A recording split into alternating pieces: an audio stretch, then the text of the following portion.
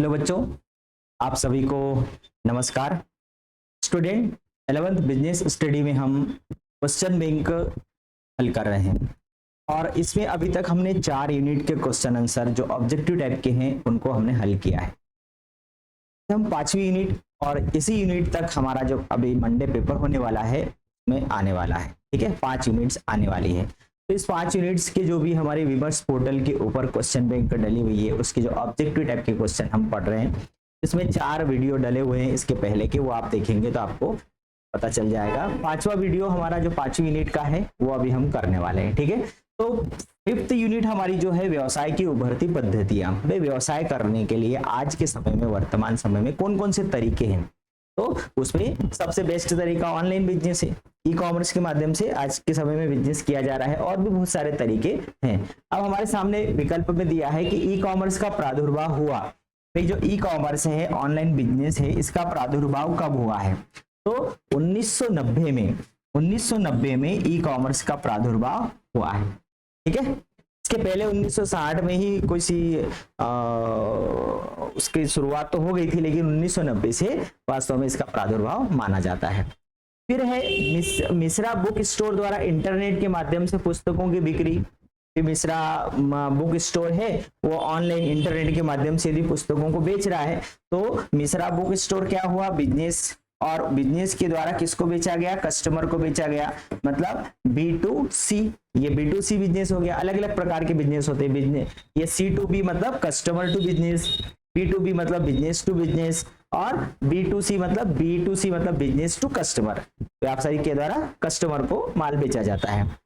तीसरा है एक कॉल सेंटर निर्वहन करता है, मतलब एक कॉल सेंटर के द्वारा क्या निर्वहन किया जाता है? तो ग्राहकों को व्यवसाय, मतलब कॉल सेंटर के माध्यम से ग्राहकों के माध्यम से व्यवसाय किया जाता है। ये कॉन्ट्रैक्ट मैन्युफैक्चरिंग का क्या अर्थ होता है? कॉन्ट्रैक्ट मैन्युफैक्चरिंग मतलब प्रोडक्शन करना, निर्माण करना, और कॉन्ट्रैक्ट बेस पर मतलब आपने किसी को कॉन्ट्रैक्ट दे दिया जैसे अन्य कंपनी के द्वारा सामान का उत्पादन करना, तो ये कॉन्ट्रैक्ट बेस्ड मैन्युफैक्चरिंग कहलाएगा। फिर है क्वेश्चन नंबर 5, आउटसोर्सिंग का क्या अर्थ होता है? तो आज का जमाना ही आउटसोर्सिंग का है। आप देखो अस्पतालों में जो सफाई कर्मी है, कंप्यूटर ऑपरेटर है, सब आउटसोर्सिंग वाले होंगे। जो बड़ी बड़ी जितनी भी संस्थाएं हैं, उन संस्थाओं के बाहर जो आपको गार्ड, सिक्योरिटी गार्ड मिलेंगे, वो सब आउटसोर्सिंग वाले होंगे। अभी जो टीचिंग के लिए भी जो टीचरों की कई जगह व्यवस्थाएं होती है, वो आउटसोर्सिंग के माध्यम से, कंपनियों के माध्यम से नियुक्ति की जा रही है। इसी के बाद में यदि आप कहाँ पर जाएंगे, यदि हम बिजली विभाग में जाएंगे तो वहां पर भी बिजली कंपनी के द्वारा आउटसोर्स के माध्यम से लोगों को रखा जाता है, मतलब ठेके पर लोगों को रखना, काम करा के छोड़ देना, ये आउटसोर्सिंग कहलाती है। तो आउटसोर्सिंग का अर्थ क्या होता है कि कंपनी के बाहरी जो मामले होते हैं विशेषज्ञों से करवाना, कंपनी के बाहर से लोगों को इंपोर्ट करना, विशेषज्ञों को लाना और ठेके पर काम करा लेना। इंटरनेट पर व्यावसायिक सौदों की सुरक्षा की जा सकती है किस प्रकार से? एनक्रिप्शन के द्वारा, डिजिटल हस्ताक्षर के द्वारा, फायरवॉल के द्वारा। उपरोक्त इन सभी तरीकों से आप इंटरनेट पर अपने जो व्यवसाय के जो सौदे हैं उनको आप क्या कर सकते हो? सुरक्षित कर सकते हो, बचा सकते हो। ई कॉमर्स का भुगतान है, ई कॉमर्स में कैसा भुगतान होता है? तो डेबिट और क्रेडिट कार्ड किया जाता है, ज्यादातर डेबिट क्रेडिट कार्ड का उपयोग होता है। तो वैसे तो आप पेमेंट डिलीवरी पर भी कर सकते हैं कि भाई आपके घर पर पेमेंट करने आएगा तब आप उसको नगद पैसा दे देंगे, लेकिन ज्यादातर कंपनियां फिर वहां घर पर भी क्या बोलती है कि आपको QR कोड दिया जाता है, आप सीधे बैंक कंपनी को भुगतान कर सकते हैं। तो ज्यादातर डेबिट क्रेडिट कार्ड का उपयोग होता है। तो हम ऑनलाइन पेमेंट कर रहे हैं तो वो भी डेबिट कार्ड की मदद से कर रहे हैं, मतलब आपका UPI में भी डेबिट कार्ड डला हुआ है। फिर है निम्न से ई व्यवसाय का उपयोग नहीं होता। ई व्यवसाय का उपयोग इसमें से किस में नहीं होता? ऑनलाइन बोली में ई व्यवसाय का उपयोग हो रहा है, ऑनलाइन अधिप्राप्ति में ई व्यवसाय का उपयोग हो रहा है, ऑनलाइन व्यापार में ई व्यवसाय का उपयोग हो रहा है, संविदा शोध एवं विकास, इसमें ई व्यवसाय का उपयोग नहीं हो रहा है। ई कॉमर्स में व्यावसायिक सौदों की सुरक्षा, डिजिटल हस्ताक्षर, ब्रांड हैकिंग या हैकिंग सुरक्षा, ये सभी साधन है जिसके माध्यम से आप आपके व्यापार के जो सौदे हैं उन सौदों को आप सुरक्षित कर सकते हो। व्यवसाय और ग्राहकों के बीच व्यावसायिक स्थिति का सूत्र क्या है? तो आप सीधा सीधा यहां देख सकते हो, व्यवसाय मीन्स बिजनेस, ग्राहक मीन्स कस्टमर, तो B2C तो यहाँ पर कौन सा आंसर आएगा हमारा, बी आएगा, B2C मतलब ग्राहक, व्यवसाय से ग्राहक। फिर है ई कॉमर्स की उपयोगिता नहीं है। तो ई कॉमर्स की उपयोगिता किसके लिए नहीं है भाई साहब, तो ई कॉमर्स की उपयोगिता लिपिक कार्य में कमी हुई है, ई कॉमर्स आने से लिपिकीय कार्य कम हो गए हैं, ये उसकी उपयोगिता है। लेन देन सुरक्षित हो गया है, ये भी उसकी उपयोगिता है। राष्ट्रीय आय में वृद्धि हुई, ये भी उसकी उपयोगिता है। दूसरों को उपहार देने का संबंध ये ई कॉमर्स में, इसकी उपयोगिता से कोई लेना देना इसका नहीं है। डेबिट और क्रेडिट कार्ड को खालिस्तान के नाम से भी जाना जाता है, प्लास्टिक मनी बोलते हैं हम इसको। डेबिट और क्रेडिट कार्ड को आप क्या बोलते हो, प्लास्टिक मनी। प्लास्टिक का रहता है, प्लास्टिक मनी है, एक प्रकार का पैसा है। एक फर्म के किसी भी दो विभागों के बीच बातचीत वाणिज्य की एक सामान्य विशेषता है। एक फर्म है, एक व्यवसाय करने वाली संस्था है, कंपनी है, तो उसके कर्मचारी या उसका जो डिपार्टमेंट है, एक डिपार्टमेंट यहाँ है, एक डिपार्टमेंट दूसरे शहर में, यदि वो आपस में यदि कुछ बातचीत करते हैं तो वो कहलाता है intra B commerce. Intra B commerce मतलब बिजनेस टू बिजनेस, और वो अपने फर्म के अंदर ही यदि बात करते, जैसे कई बार आपने देखा होगा बड़ी बड़ी जो मॉल होते हैं तो या बड़ी दुकानें होती हैं, बहुमंजिला दुकानें होती है, तो नीचे जो टेलीफोन है वो टेलीफोन ऊपर फर्स्ट मंजिल सेकंड मंजिल पर भी वही कनेक्ट रहता है, एक फोन से आप चारों जगह मैसेज दे सकते हो।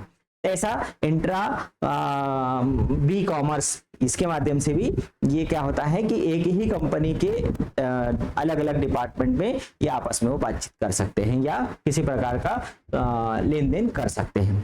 फिर है अगला होता है B2C वाणिज्य में परस्पर क्रिया करने वाले दो पक्ष कौन से हैं, तो B2C अभी आया, B मतलब व्यवसाय, C मतलब ग्राहक। ठीक, आगे बढ़ेंगे तो यहां पर क्या आएगा, व्यापार और ग्राहक, तो ये सी आंसर आ जाएगा हमारा, व्यापार और ग्राहक। ई व्यवसाय के मामले में व्यापार चक्र की लंबाई सामान्यतः होती है, कैसी होती है, व्यापक होती है, बहुत बड़ा क्षेत्र हो जाता है। ई व्यवसाय मतलब पूरी दुनिया उसके अंदर आ जाती है, तो बहुत बड़ा क्षेत्र हो गया। फिर है निम्न में से ई कॉमर्स की सेवाएं नहीं है, कौन सी ई कॉमर्स की सेवाएं नहीं है, तो समन्वय करना, कोर बैंकिंग करना, संचालन में सहायता करना, कच्चे माल का उत्पादन करना, ये ई कॉमर्स की सेवाएं नहीं है। ठीक है, चलिए आगे बढ़े, फिर हम रिक्त स्थानों की तरफ चलते हैं। तो रिक्त स्थान देख लेते हैं हम।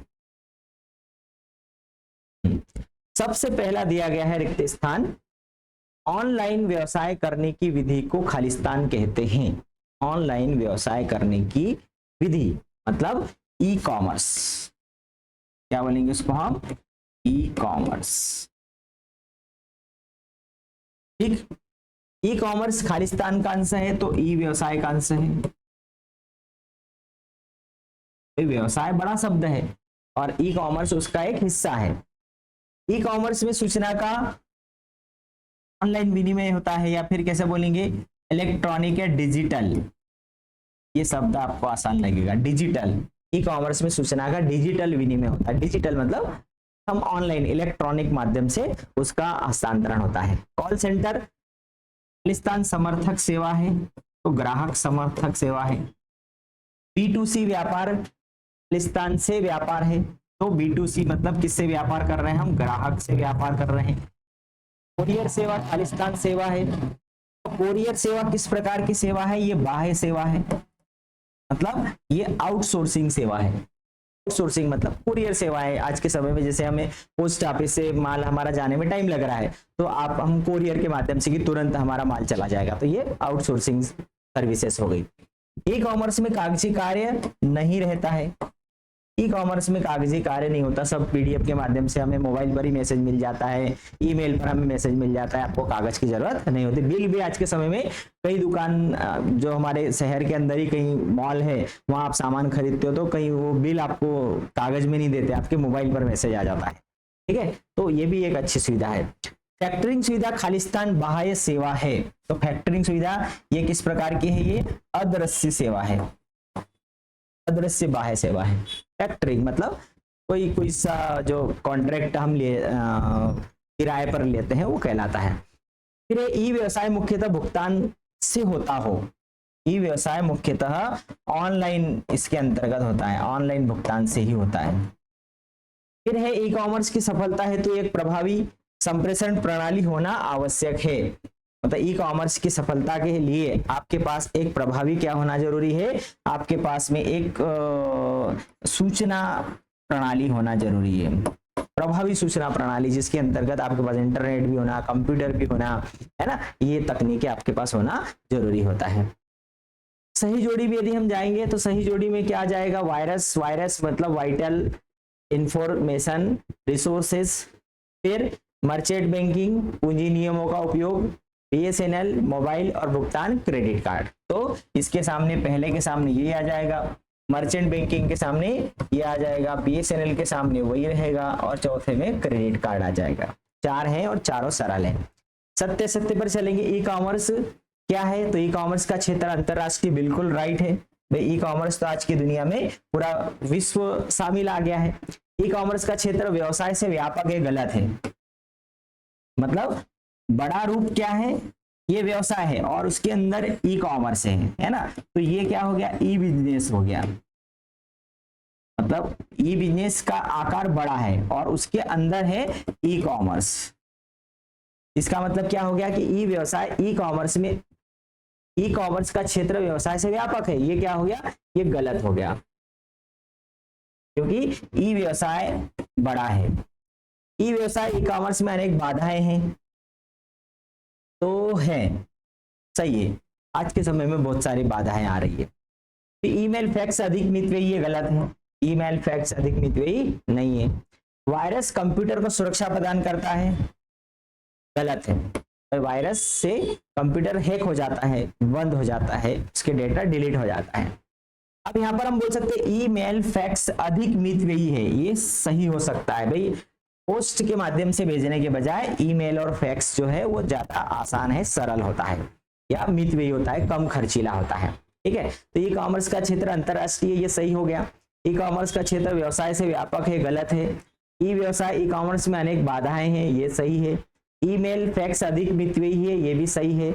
और वायरस कंप्यूटर को सुरक्षा प्रदान करता है, ये गलत है।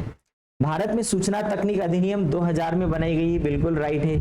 सूचना तकनीकी अधिनियम 2000 में बनाया गया। और इंटरनेट पर व्यावसायिक संगठन की वस्तु का प्रचार नहीं कर सकते, ये गलत है। तो इंटरनेट पर हम हमारी वस्तु का प्रचार प्रसार बहुत ही बढ़िया तरीके से और बड़े स्तर पर कर सकते हैं। ठीक है, तो ये सत्य सत्य हो गया। अब एक वाक्य वाले शब्द हम देख लेते हैं फटाफट, तो हमारा जो त्रैमासिक तक का जो कोर्स है वो कंप्लीट हो जाएगा। इंटरनेट पर व्यवसाय का नाम बताइए।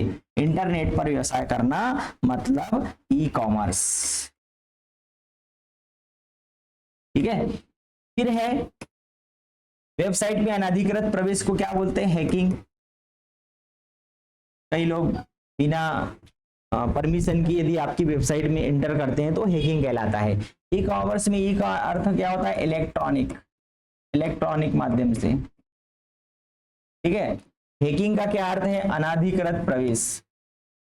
अनाधिकृत प्रवेश, अनाधिकृत का मतलब होता है बिना अधिकार के प्रवेश। जैसे कोई किसी के घर में हम बिना अनुमति के घुस जाए तो वो अनाधिकृत प्रवेश होता है। ऐसे किसी साइट के अंदर हम बिना परमिशन के घुस जाते हैं, वो अनाधिकृत प्रवेश होता है। ई कॉमर्स के आवश्यक संसाधन कौन से हैं, तो ई कॉमर्स में आपके पास क्या होना, कंप्यूटर होना, ठीक है, इंटरनेट होना, इंटरनेट होना, कंप्यूटर भी होना, इंटरनेट भी होना, और आपके पास में टेक्नोलॉजी का नॉलेज भी होना जरूरी है। ये तीनों चीज होगी तो आप इंटरनेट से ई कॉमर्स कर सकते हो। फिर है एटीएम। डॉक्टर जनार्दन ने ई कॉमर्स के विषय में क्या कहा है, तो ये क्वेश्चन आपको ढूंढना है, मैं ढूंढ नहीं पाया इसको। एटीएम से क्या से है, automated teller machine, automated teller machine. ये आपके पास में व्हाट्सएप है, उस पर एआई की सुविधा है, उस पर आप डालना कि डॉक्टर जनार्दन ने ई कॉमर्स के विषय में क्या कहा है, तो आपको जवाब उस पर मिल जाएगा। ठीक है, तो ये था हमारा यूनिट 5। हमने बिजनेस स्टडी के जितने भी विमर्श पोर्टल के ऊपर क्वेश्चन बैंक डली हुई है उसके ऑब्जेक्टिव टाइप के क्वेश्चन हमने किए हैं। तो आप इन 5 वीडियो को देखिए, तो आपके 32 नंबर के ऑब्जेक्टिव आते हैं। आपका क्वार्टरली हो, हाफ ईयरली हो, एनुअल एग्जाम हो, उसमें 32 नंबर का ऑब्जेक्टिव टाइप आते हैं। तो ये यदि आप 32 नंबर के ऑब्जेक्टिव कर लेते हैं, मतलब आप ऑलरेडी पास तो हो गए हैं, इसके बाद में आपके 20 नंबर का प्रोजेक्ट हो गया, 2 नंबर के 10 क्वेश्चन आएंगे, 20 नंबर के वो हो गए, तो आप आसानी से 70-80 नंबर ला सकते हैं। ठीक है, तो आई होप कि आपको ये समझ में आया होगा। तो आप इन वीडियो को ज़्यादा से ज़्यादा देखिए, अपने दोस्तों से शेयर करिए उसको। यदि आपको अच्छा लगे तो आप लाइक करो, शेयर करो, और आप इस चैनल के ऊपर नए हैं तो सब्सक्राइब करना ना भूलें। त्रैमासिक परीक्षा के बाद आगे के लिए अकाउंटेंसी के लिए फिर हम मिलेंगे, तब तक के लिए नमस्कार।